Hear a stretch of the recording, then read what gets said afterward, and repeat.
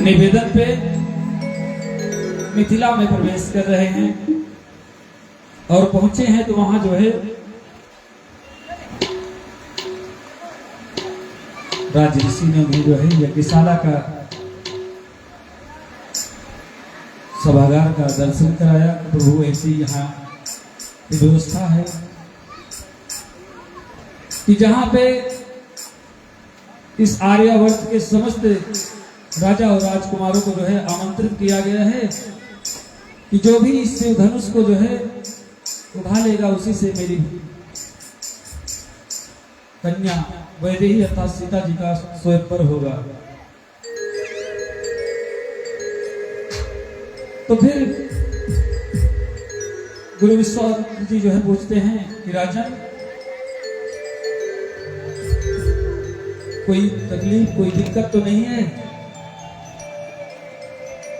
क्यों पूछ रहे हैं बार बार? विश्वामित्र जी जानते हैं क्योंकि उनके साथ में प्रभु श्री राम और उनके छोटे भाई लखन लाल जी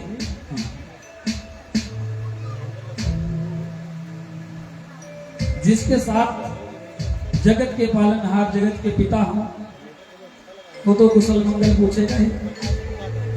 अब पूछने का कारण यह है कि विश्वामित्र जानते हैं कि जब कई नगर के राजा राजकुमार आते हैं तो उसमें कुछ जो है उपद्रवी भी होते हैं, कोई अव्यवस्था ना हो जाए। और यही नहीं, बाबा गोस्वामी तुलसीदास जी ने कहा है कि उस सभा में रावण और बाणासुर भी आया है। अगर ऐसे लोग सभा में रहे तो क्या शांति होगी? अशांति। उस लिहाजे से जो है विश्वामित्र जी बार बार पूछ रहे हैं कि राजन अगर कोई तकलीफ होगी तो बताइएगा। और विश्वामित्र जी के अग्नि विनय पे जो है इधर देखा कि ये दो बालक कौन हैं। पूछते हैं राज ऋषि जनक कि गुरुदेव ये बालक जो दो आपके साथ हैं कौन है? ये तो साक्षात जो है परमात्मा लगते हैं। बोले आप राज ऋषि हो, आप जानो। और जब कोई प्रशंसा करने लगता है तो राम जी का हमारे स्वभाव यह था ना बंधुओं, वो शीश झुका लेते थे। क्योंकि जिसके अंदर गुण और ज्ञान होगा ना वो शीलवान होगा। जो अज्ञानी रहते हैं ना वही उठ करके तन करके बैठते हैं, वही नारद बाबा वाली हाल होती है ना। संतों ने दृष्टांत दिया है कि अधजल गगरी छलकत जाए, अल्प ज्ञान बहुत जल्दी उफान मारता है। जिस घड़े में आधा जल रहेगा उसका जल बाहर ही गिरेगा, और जो घड़ा जल से भरा रहेगा वो कभी बाहर नहीं गिरेगा। एक बार प्रेम से बोले भक्त वत्सल भगवान की। आज जो है राजा जनक पूछते हैं कि प्रभु ये दो बालक कौन हैं? तो विश्वामित्र जी बताते हैं कौशल नरेश अवधपति राजा दशरथ के दोनों पुत्र हैं, राम और लक्ष्मण हैं। ऋषिवर इन्हें हम यज्ञ रक्षा के लिए लेकर आए थे, तो हमने सोचा कि आपके यहाँ जो आयोजन हुआ इन्हें भी धनुष यज्ञ का दर्शन, या जो भगवान शिव का धनुष है उसका दर्शन इन्हें भी करा दिया जाए। और उसी के नाते इन्हें साथ में भी लेकर के आए हैं, क्योंकि राजा दशरथ के राज्य में निमंत्रण नहीं भेजा गया था। विश्वामित्र जी के पास निमंत्रण भेजा गया था, लेकिन बंधुओं ध्यान देना, जब राजा दशरथ राम और लक्ष्मण जी को भेज रहे थे तो विश्वामित्र जी के हाथ में जब राम का हाथ सौंपे तो कहे कि आज से तुम ही इनके पिता हो।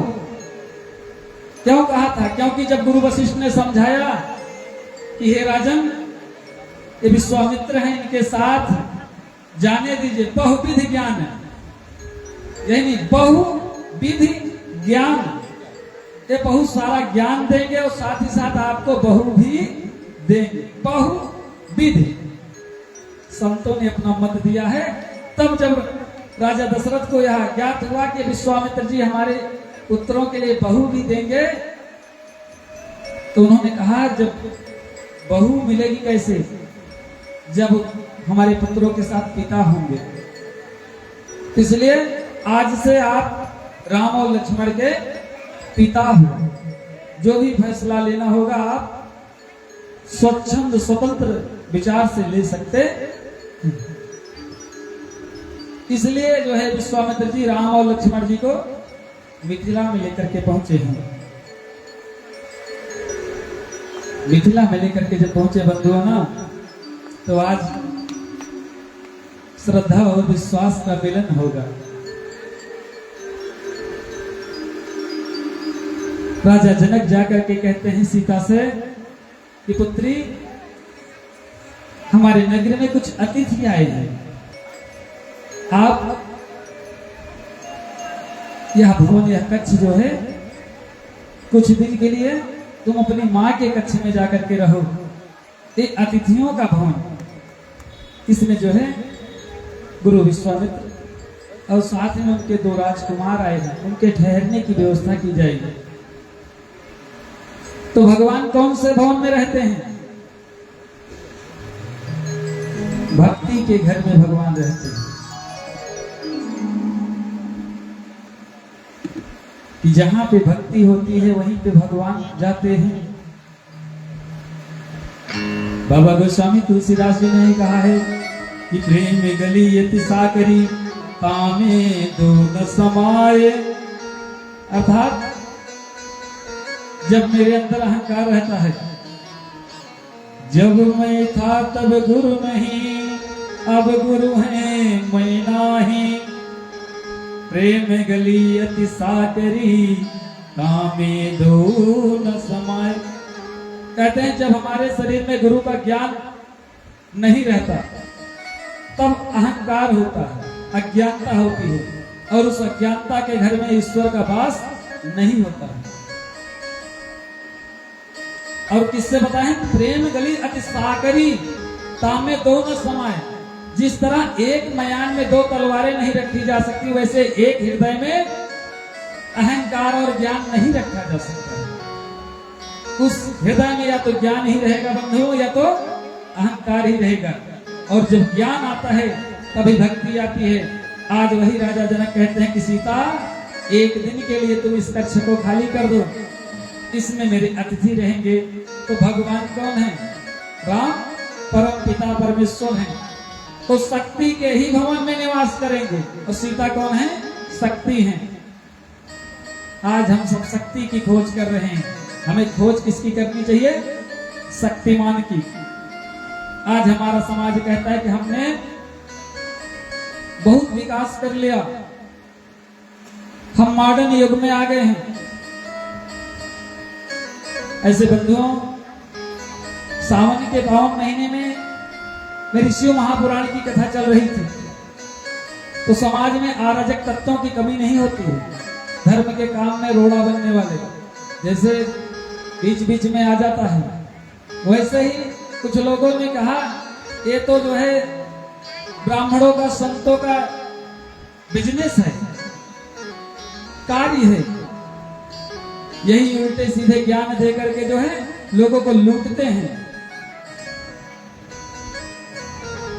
लोग अब भी जो है अंधभक्ति, अंधविश्वास में पड़े हुए हैं। कहते हैं बंधुओं, साइंस ने तो विकास कर लिया, चंद्रमा पर जो है चंद्रयान बना लिए, टेक्नोलॉजी इतनी आगे बढ़ गई है कि आज यहाँ है तो विदेशों में जो है फेस टू फेस बात कर रहे हैं। बोले आज भी धर्म में पड़े हो, ऐसे बोलते हैं ना बंधुओं।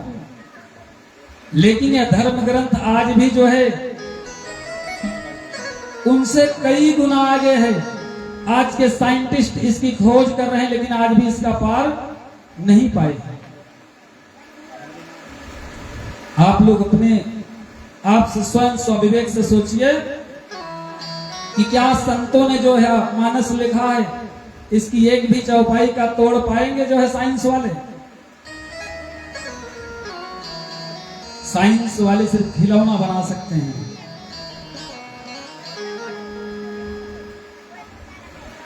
आज भी जो है यह पुराण, इसके एक एक मंत्र महामंत्र है, इसका पार साइंस नहीं पा सकता।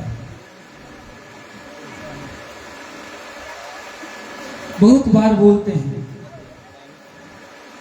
तो जो समुद्र मंथन हुआ था जिससे 14 रत्न निकले थे, वो कहीं और नहीं हुआ, वो आपके भीतर होता है।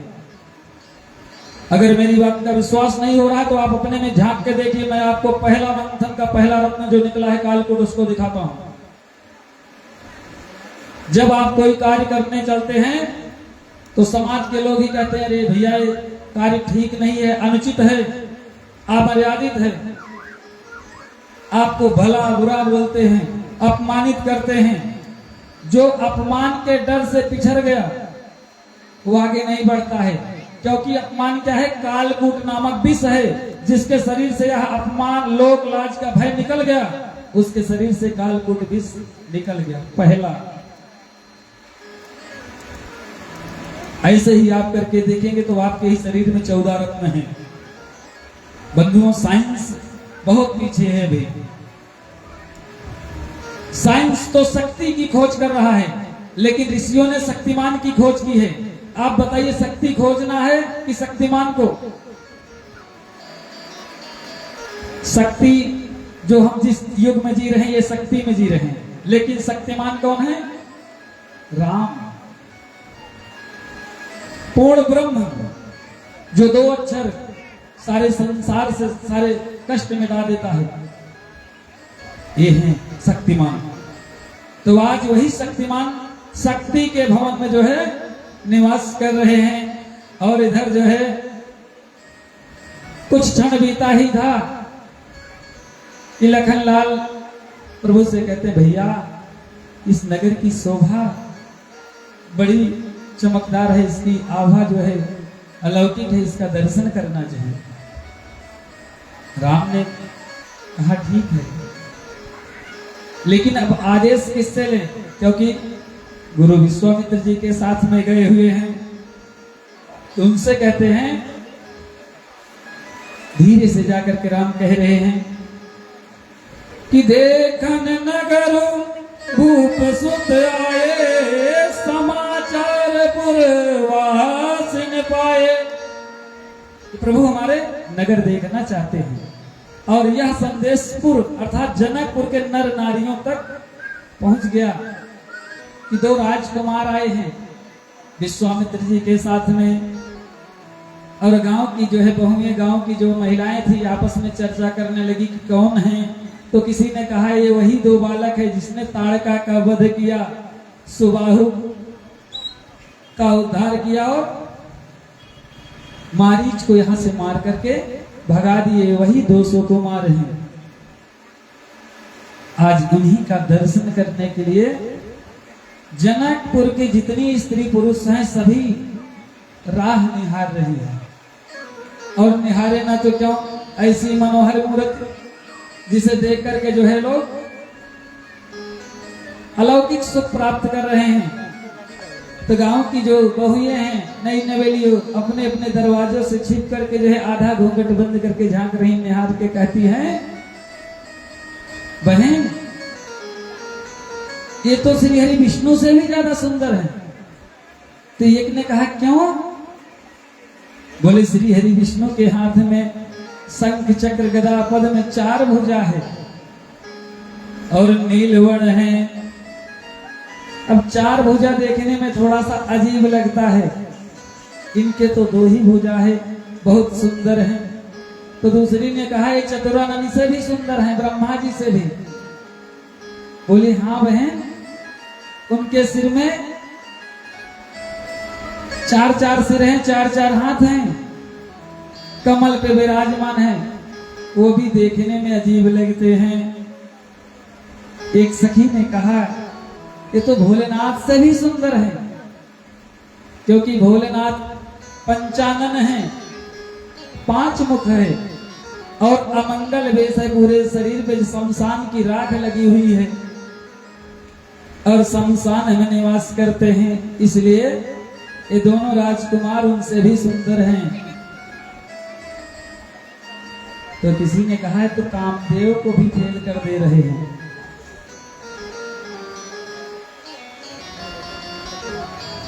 कि बाबा गोस्वामी तुलसीदास जी कहते हैं कि धाये धाम काम सब त्यागे, धाये धाम काम सब त्यागे, मनहु निधि लूटन लागे।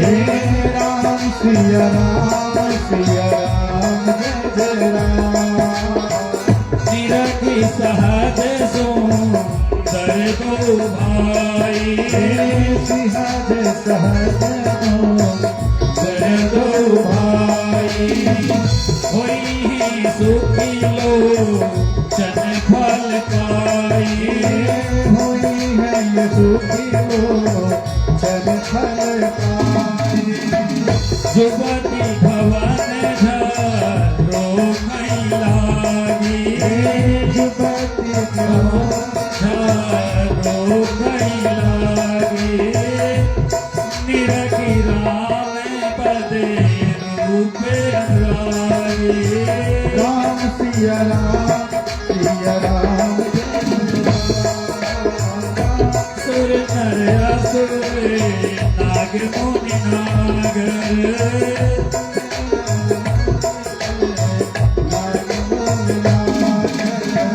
शोभा असे कहो सुनते नहीं।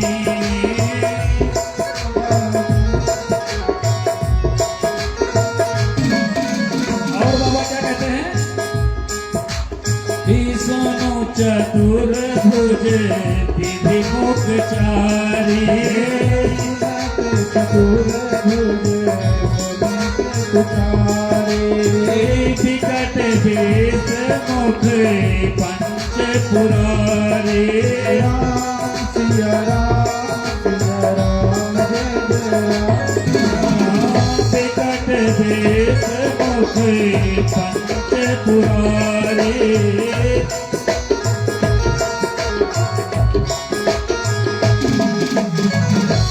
माताएं कैसे बखान कर रही हैं? झरोखों पे आ गई हैं। झरोखा जानते हैं ना, अपने अपने दरवाजों पे खिड़कियों पे नई नवीली जो बहुएं हैं ना, वो आधे मुंह को ढक ली, एक आंख से देखती है ना घूमट बना के, कह रही सखी ऐसी मनोहर मूर्त तो अभी तक हमने देखी ही नहीं, जो विष्णु से भी सुंदर हैं, ब्रह्मा से भी, और यहाँ तक जो त्रिभुवन पति भोलेनाथ है उनसे भी सुंदर हैं। तो एक सखी ने कहा इतना ही नहीं, सैकड़ों कामदेव भी इनकी सुंदरता के सामने फीके पड़ जाएंगे। जैसे ही इतना कहा और एक दूसरे को देखना प्रारंभ कर दिए और बार बार कहने लगे कि अगर इनका विवाह राम जी का सीता जी से हो जाए तो बहुत उत्तम होगा। किससे हो जाए? सीता जी से। कि देख राम छवि को ये कहो जोर जानकी यह बर आई। यह जो जोड़ी है ना वो सीता के योग्य है। अगर सीता का विवाह राम से हो जाए तो बहुत ही सुंदर जोड़ी जचेगी।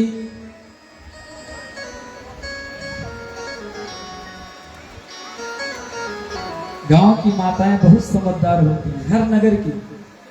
पहले ही जो है किसी को देख लेती हैं तो उसकी तुलना जो उस योग्य रहता है पहले ही कर लेती है। अभी राजा जनक को यह ज्ञात नहीं है कि धनुष कौन उठाएगा और किसके साथ सीता का वर्ण होगा, लेकिन जो गांव की बहुएं हैं, माताएं हैं ना, तो पहले ही इसका अनुमान लगा ली कि यही है जिनसे सीता का विवाह होगा। ये अपने समाज की दूरदृष्टिता है और माताओं के अंदर वो दूरदृष्टि आज भी है। है कि नहीं है? आप लोग बताइए, आप लोगों के अंदर दूरदृष्टि है कि नहीं है? ना हो तो हम बता दें दूरदृष्टि कैसे है, बताएं। जैसे ये जो टेलीविजन का जमाना है ना, हमने देखा एक घर में गए, 8 बजा नहीं, बोले प्रभु आप प्रसाद पा लीजिए, तो एक धारावाहिक आता है प्रतिज्ञा। हमने कहा भैया ये कौन सी प्रतिज्ञा है? बोले बस आज बहुत अच्छा दृश्य आने वाला है। हमने कहा क्या होगा? तो जो एपिसोड देखे नहीं थे उसके पहले से लेकर बाद तक की कथा बता देना। ध्यान देने योग्य बात यह है कि अभी जिस प्रोग्राम को देखा नहीं उसकी व्याख्या कर डाले, तो दूरदृष्टता है कि नहीं है? सास बहू की कहानी, घर घर की कहानी, तमाम जो है बता डालते हैं। आने से पहले वाले का व्याख्या कर देती है माताएं कि आज यही आएगा। बोली भक्त वत्सल भगवान की जय। आज वैसे ही जो है मिथिला की जितनी नर नारियां हैं सभी जो है यही बार बार कहती हैं कि अगर परमात्मा इनकी जोड़ी लगा दे तो बहुत ही उत्तम है। और इधर प्रभु घूमते घूमते जो है नगर की आभा को दर्शन करते करते शाम हो गई। राम ने कहा लक्ष्मण, हे लखन, शाम हो गई, चलिए गुरुदेव का पूजन का समय हो रहा है। अगर समय पे नहीं पहुंचेंगे तो गुरुदेव नाराज हो जाएंगे। प्रभु वहीं से लौट जाते हैं फिर से महल में। विश्वामित्र ने कहा राम नगर का दर्शन किए? तो प्रभु ने कहा नगर की शोभा और सुंदरता देखने लायक है। और यही नहीं, इस नगर के जितने भी लोग हैं बड़े ही सभ्य और बड़े ही बुद्धिमान हैं, क्योंकि हमारे प्रभु को भी जो है उनके शब्द बहुत सुंदर लग रहे थे। क्योंकि प्रभु भी देखना चाहते थे कि वो सीता कौन है जिनके विवाह की चर्चा मिथिला की गलियों में चल रही है। वह सीता कौन है? प्रभु बार बार जो है गुरु जो है विश्वामित्र जी से कहते हैं गुरुदेव बहुत सुंदर नगर है, यहाँ बहुत सुंदरता है, चारों तरफ जैसे बसंत ही बसंत छाया हुआ है। और आज जो है जब अगली सुबह हो गई तो गुरुदेव ने कहा जाओ मेरी पूजा के लिए पुष्प चुन करके लाओ। आज जो है प्रभु पुष्प लाने के लिए जो है पुष्प वाटिका की तरफ प्रस्थान कर रहे हैं।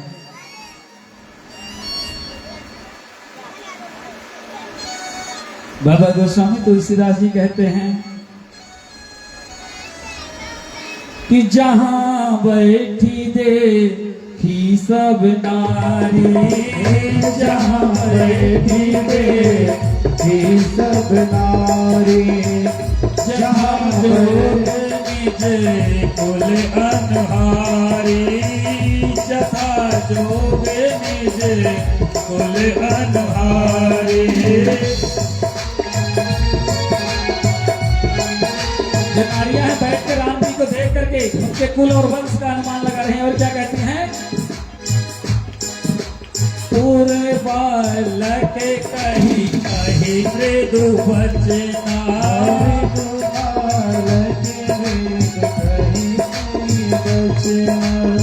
शारद प्रभु वही एक वही रचना, शारद प्रभु वही देखूं रचना। पूरे बालक कही कही मृदु बचना, पूरी बालक कही कही रचना। शारद प्रभु एक वही रचना। राम सिया राम सिया राम जय जय राम, राम सिया राम जय जय राम। बाबा ने सुंदर लिखा, गांव की जो माताएं हैं बैठ करके विचार कर रही हैं दोनों बालक कौन से कुल में जन्म लिए, इनकी माँ कौन है और इनके पिता कौन है। कहीं कहीं मृदु वचना बहुत मीठे स्वर में कि बहन जिस माँ ने इनको जन्म दिया होगा वो बड़ी सौभाग्यशाली होगी। धन्य है वह माँ और धन्य है वह कुल जहाँ पे ये दो सुकुमार जहाँ जन्म लिए, ये दोनों बालक जिस घर में जन्म लिए। और ये भी कह रही बार बार, माँ शारदा अगर झूठ ना बुलवाए तो जरूर उत्तम कुल में जन्म लिए हैं, किसी तपस्वी माँ के पुत्र हैं। और समय धीरे धीरे बीत रहा है। इधर लखन लाल कहते हैं, प्रभु भैया आओ जो है मिथिला की शोभा तो देख लिए, जो मंद मंद सुगंध शीतल वायु बह रही है कहां से आ रही है उसका भी दर्शन करने चलते हैं।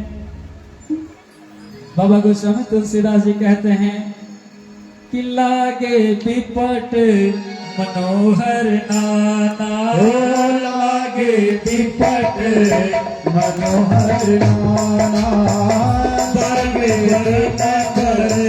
बेली बिताना। राम सिया राम जय जय राम। नव पल्लव फल सुमन सुहाए, नव पल्लव फल सुमन सुहाए, नव पल्लव सुमन सुहाए। निज संपत्ति सुरहीन जाए, निज संपत्ति सुरहीन लगाए। जातक कोकिल कीरे चकोरा,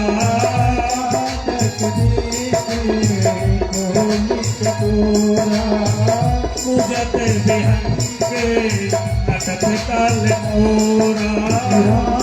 सिया राम जय जय राम। पूजत बिहंग नटत कल मोरा।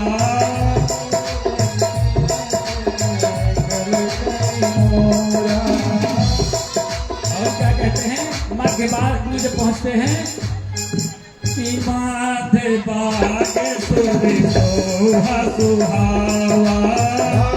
सिया राम जय जय राम। मन को पाने के क्षेत्र बनावा। सिया राम जय जय राम। माधे बागे सुरे सोहा सुहावा। सिया राम जय जय राम। मन को पाने के क्षेत्र बनावा। सिया राम जय जय राम। कितनी मनोहर सुगंध वायु बह रही है, मंद मंद शीतल। राम और लखन कह रहे हैं, जब पुष्प वाटिका के मध्य में पहुंचे हैं, कहते हैं कि यहाँ तो बसंत छाया हुआ है, चारों तरफ जो है मनोहर नाना प्रकार के पुष्प लता पल्लव जो है खिले हुए हैं। और क्या कहते हैं कि बार बार जो है वर्णन, एक एक पुष्प के बारे में जो है राम और लखन एक दूसरे से वार्ता कर रहे हैं कि ब्रह्मा की सृष्टि में कैसी ये सुंदर रचना है। इस बाग में नाना प्रकार के पुष्प हैं, एक प्रकार के नहीं, विविध। और नौ पल्लव फल फूल सुहाए, मधुर मधुर पुष्प और मधुर मधुर फल भी लगे हुए हैं। और कहते हैं कि यह जो संपत्ति छाई हुई है ना, ये विदेह राज जनक के ही राज में, क्योंकि जहां धेनु अर्थात गौ ब्राह्मण और संतों का सम्मान किया जाता है, ऐसे नगर में ही सकल संपदा छाई रहती है। सभी नगर में नहीं बंधुओं, जहां पे गौ माता का सम्मान होता है, जहां संतों का सत्कार होता है, दुज का जो है पैर प्रक्षालित किया जाता है, चरणोदक पाया जाता है, ऐसे ही नगर में जो है नाना प्रकार के जो है संपदा विभूषित होती रहती है। बंधुओं, आज कहना पड़ता है कि हम राम जी से सीखना चाहिए कि राम जी कहना क्या चाहते हैं समाज को कि आप मेरी पूजा मत करिए, सिर्फ मेरे बताए हुए कार्यों को, मैं जिस परिस्थिति से जो है गुजरा हूं बस उसी का अनुसरण कर लो। कथा यह नहीं सिखाती है कि आप मंदिरों में जाए 4-4 घंटे बैठ करके पूजा करिए, तीर्थों में जाइए। कथा यह सिखाती है कि आपके अंदर सदाचार सद्भक्ति आनी चाहिए। बंधुओं, हम अपनी संस्कृति को, सभ्यता को भूल रहे हैं। राम जी कहते हैं लखन, ये राज ऋषि शिरोध्वज राजा जनक की नगरी है।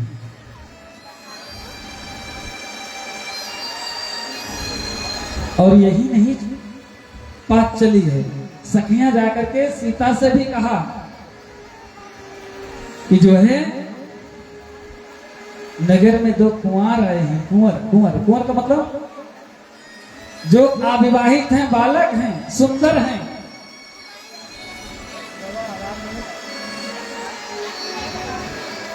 कि देखियो बाग कुंवर दो आए, वाए किशोर सब भांति सोहाए। कि हे सखी, हमने 2 सुंदर कुंवर को देखा है जो पुष्प वाटिका देखने गए हैं, बहुत ही सुंदर हैं। उनको देखने के बाद उनकी छवि, उनकी सूरत नैनों में बसाने योग्य है, उन्हें हृदय में बसाने योग्य है। अब इस छवि को देखने के लिए मैया सीता भी परेशान है कि कौन ऐसा आ गया है मेरे नगर में जिसे मैं जानती नहीं, मुझे भी देखना चाहिए। आज जो है मां सीता सखियों के साथ जब आती हैं पुष्प वाटिका में, तो देखते क्या है, जिन निज रूप मनोहर डोरी। कहती मेरी सखियां सही कह रही थी, इनकी तो सूरत देखने के बाद ऐसे लगता है कि मानो जैसे इनसे मेरा कोई पुराना संबंध है, पुराना रिश्ता है।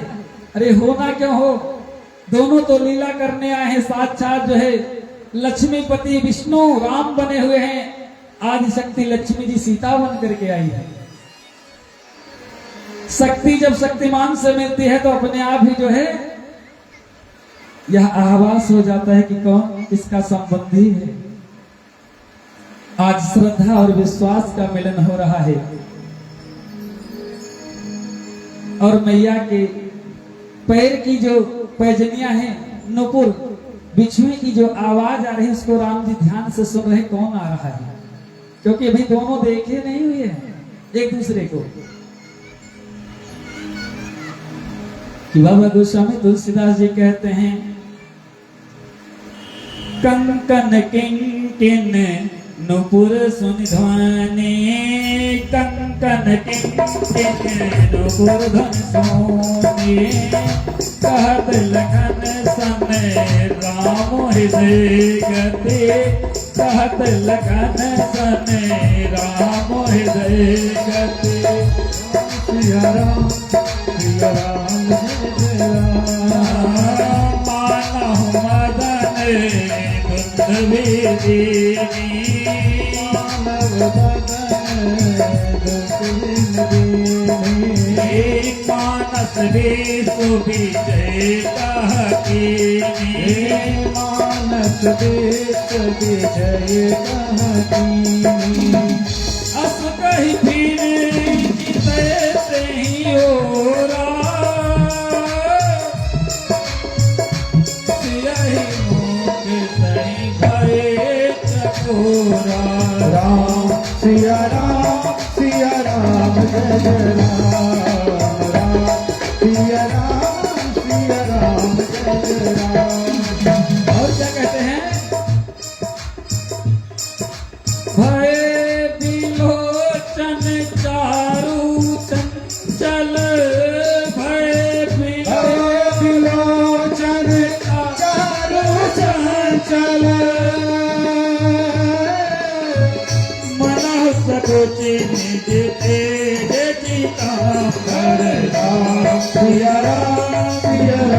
जय जय राम राम सिया राम जय जय राम। गोस्वामी तुलसीदास जी कहते हैं राम की जो है नुपुर की पैजनिया की धुन सुन करके जो है मन जो है व्याकुल हो गया है, कहाँ से यह ध्वनि आ रही है। ऐसे प्रतीत हो रहा है जैसे कामदेव दुंदुभी बजा दिए हैं। इतना देख करके जो है तब तक देखते हैं कि पुष्प वाटिका में जो है सीता मैया का आगमन हुआ है। और क्या कहते हैं, माँ सीता जैसे ही प्रभु से नेत्र मिलता है, एक दूसरे से जैसे ही नयन मिले हैं वैसे ही एक दूसरे को देखते ही जो है मानो जैसे कोई चातक पक्षी हो जो स्वाति नक्षत्र की एक बूंद के लिए प्यासा हो। 12 महीने तक वह प्यासा ही रहता है, लेकिन स्वाति नक्षत्र की एक बूंद अगर उसके मुंह में पड़ जाती तो उसकी प्यास बुझ जाती है। ऐसे जो है माँ सीता और राम जी के मन में क्या लग रहा है कि मानो जैसे कि आज जन्मों की प्यास बुझने वाली है।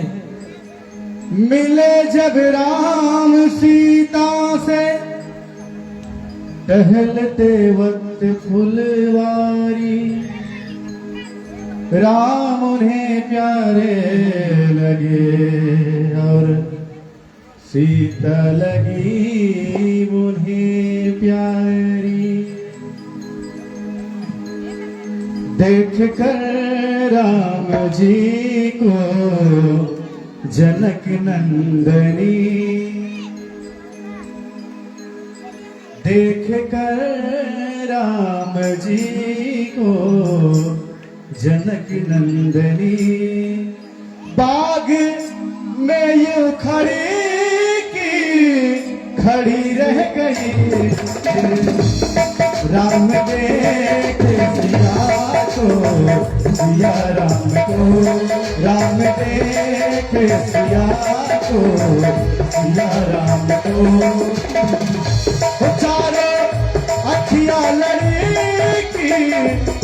रह गई, देख कर राम जी को जनक नंदनी, देख कर राम जी को जनक नंदनी। बाग में यूं खड़ी रह गई, राम देख सिया को, सिया राम को, राम देख सिया को, सिया राम को। चारों अखियां लड़ी रह गई,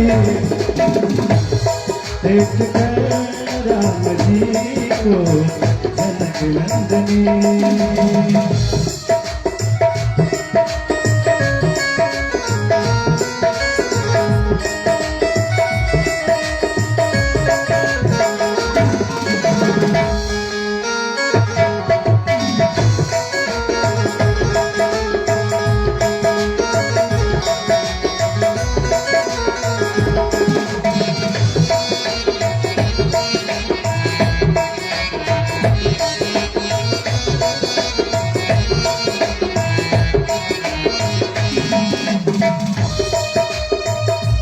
एक सखी ने कहा जानकी के लिए,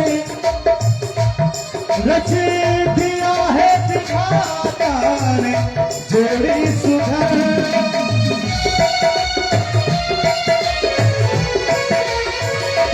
एक सखी ने कहा जानकी के लिए, रच दिया है विधाता ने जोड़ी सुधर।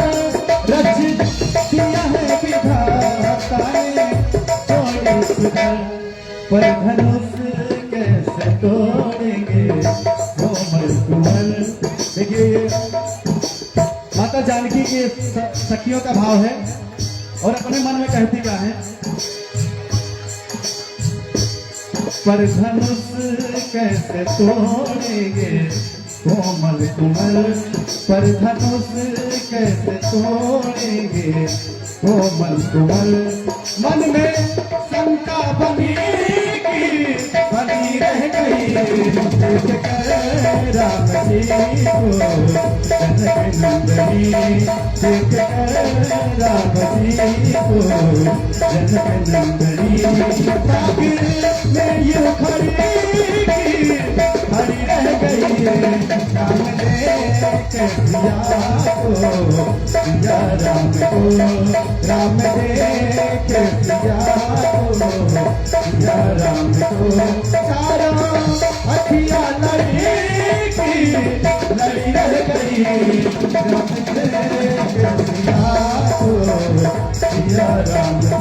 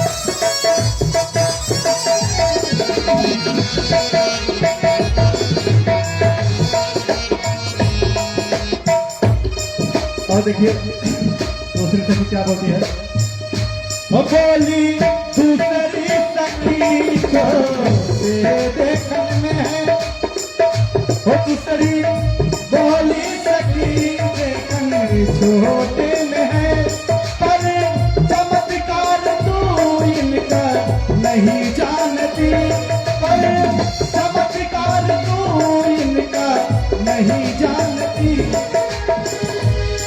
एक ही बार मेला बेकारा सखी एक ही बार मेला बेकारा सखी फिर उठी ना पड़ेगी पड़ी रह गई एक राम जी को जनक नंदनी देख कर राम जी को जनक नंदनी बागी खड़ी रह गई राम देख सिया को सिया राम को राम देख सिया को सिया राम को चारों अखियां लड़ी रह गई चारों अखियां लड़ी रह गई राम देख सिया राम को राम देख सिया को सिया राम को चारों अखियां लड़ी रह गई राम जी को जनक नंदनी देख कर राम जी को जनक नंदनी देख कर राम जी को जनक नंदनी बोल जानकी मैया की बोल सियावर रामचंद्र की बोल व्यास भगवान की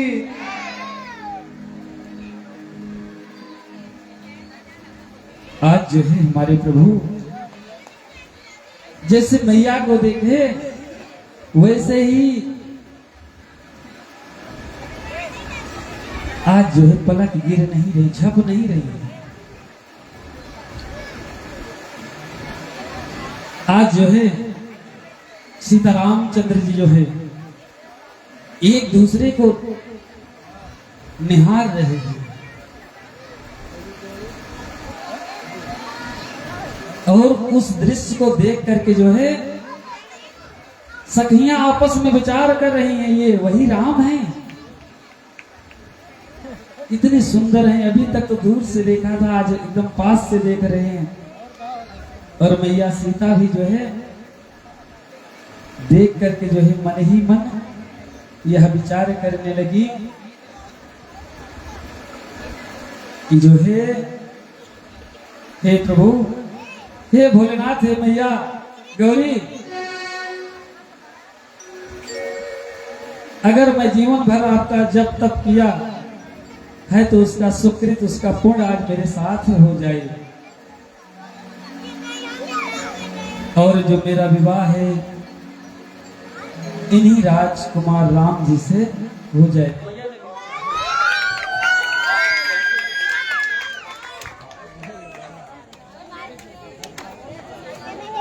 सभी लोग सीताराम सीताराम सीताराम कही